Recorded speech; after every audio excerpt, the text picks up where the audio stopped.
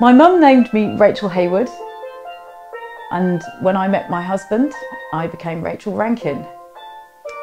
And then he discovered that my real name was Raygun. And then I achieved my doctorate and I became Dr Raygun. So I have a multiplicity of names, and one of the biggest features of my life has been trying to work out who I am. So it seems sort of appropriate. And where do I fit into this world? Because I'm a musician, but I trained as a classical musician and I play steel pans, which is an instrument from the Caribbean. I have several degrees, which I'm very lucky and thankful that I have. And I'm now learning ceramics, and I've been doing that for a couple of years now, and really feel a deep connection with ceramics that with music I never really had. Music is a performance art, but when you create an object that's not ephemeral, you can play with it and really work at it to get it right. So in a way, ceramics is a lot less stressful than music, which exists in time, or only exists in time, excluding recording days. So I've been throwing for about 2 years and been using various aspects of life to sort of inspire what I'm doing with those pots. I'm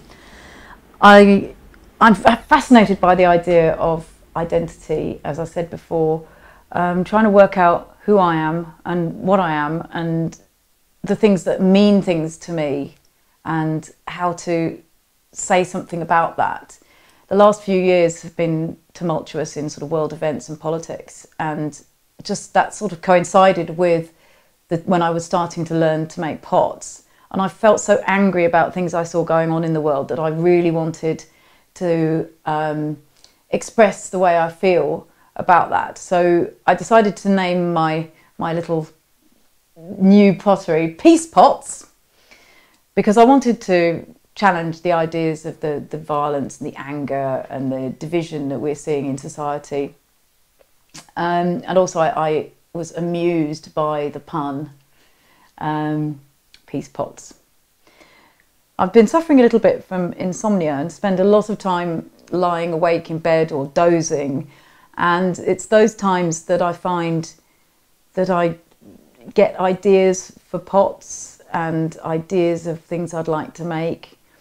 I wanted to make things that nobody else was making, and try and think up new stuff that's never been done before, and that is hard because everybody has mugs and bowls and plates and cups.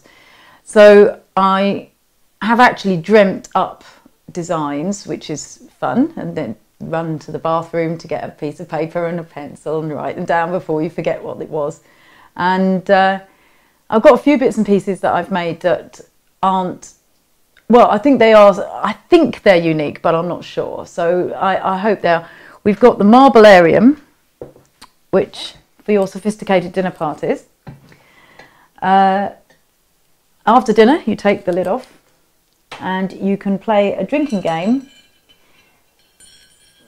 for shots by gambling on which orifice the marble is going to exit from.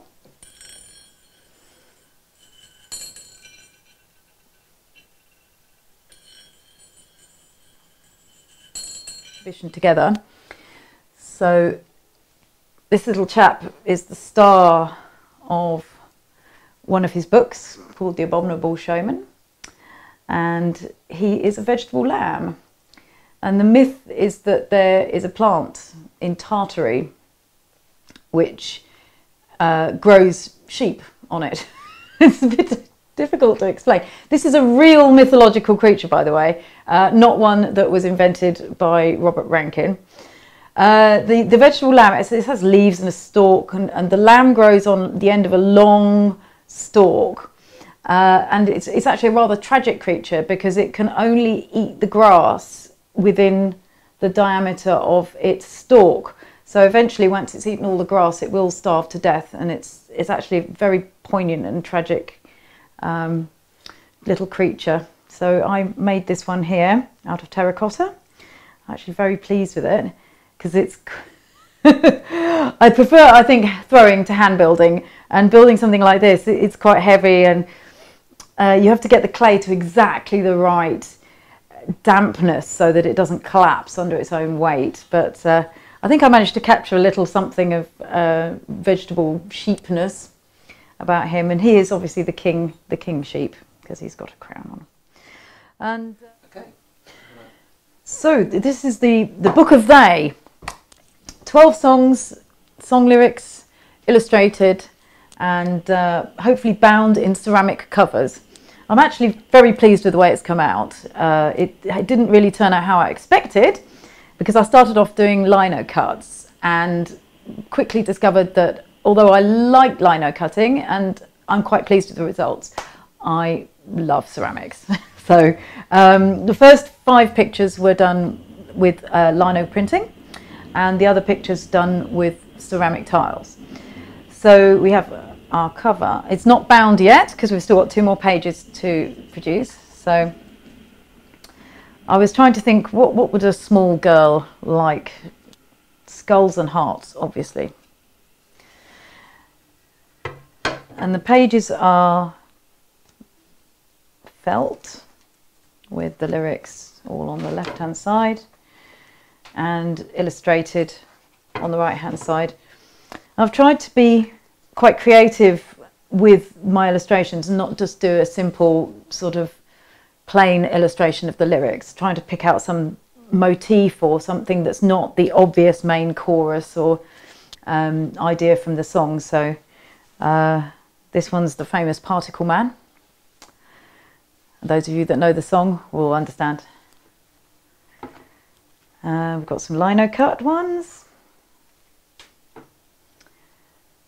and so forth. We've got some terracotta, which I very much enjoyed using. There we have the Book of They, and I've been blogging about it, and I've learned some things about blogging as well, which is basically that I hate it. And although I love the internet and the wonderful opportunities, I find Tumblr really quite horrible. I think I'll stick with Facebook and Instagram. Tell me about the horse. Okay, so here we have Damocles, the horse of Damocles, which decided to throw itself off the wall the day before an exhibition and destroy all of my best pots. So he's been relegated to the garden here, I'm afraid, now. Good horsey. And the Great Shoaling. We have our fish collection and the slug zone, which is over here. So yeah, the top of my bird bath is a sort of tribute to all the slugs that died tragically in, whoops, yes, due to my overzealous gardening, and I'm sorry, and this is my apologies to the great slug god. I'm actually quite pleased with this as well. This is stoneware. Ooh, it's a candle holder, not a water feature. This is Dr Raygun's patented fish prognosticator, and the idea is that the goldfish will answer your questions for you, so it acts a bit like a magic 8-ball. So you ask your fish a question: should I go to the pub later? And then you wait to see which entrance or exit they use to help you make your decisions. So here we go. You along there, and it's they have sense of smell in. Yes, and we have an answer. Ask later.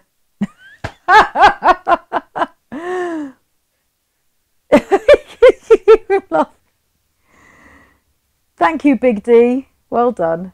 Good fish.